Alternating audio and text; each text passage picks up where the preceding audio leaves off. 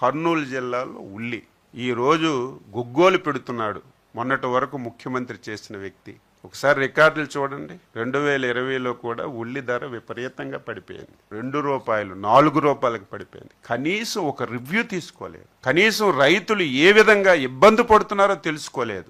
ఈ రోజు నువ్వు ఆ రోజు ఉల్లి రైతు ఇబ్బంది పడేటప్పుడు నువ్వు సాయం చేసి నువ్వు మాట్లాడితే దానికి ఒక అర్థం పర్థం ఉంటుంది. 2020 సంవత్సరం నువ్వు ముఖ్యమంత్రిగా ఉండేటప్పుడు కర్నూలు జిల్లాలో ఉల్లి 4 రూపాయలకి ఎవడు కొనక రోడ్ల మీద పడేశారు.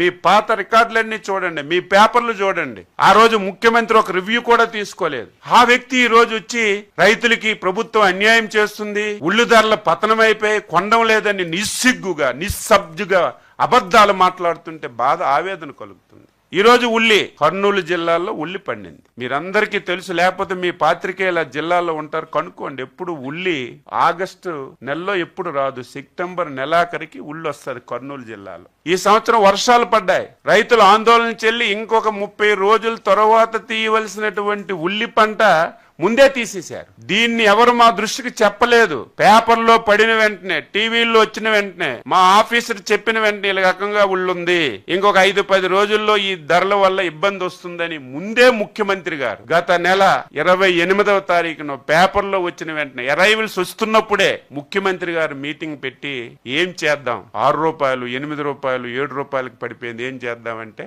ఫస్ట్ టైం ఉల్లికి మినిమం సపోర్ట్ పై 12 రూపాయలు పెట్టిన ప్రభుత్వం చంద్రబాబు నాయుడు ప్రభుత్వం, ఎన్డీఏ ప్రభుత్వం. గర్వపడి చెప్తున్నా.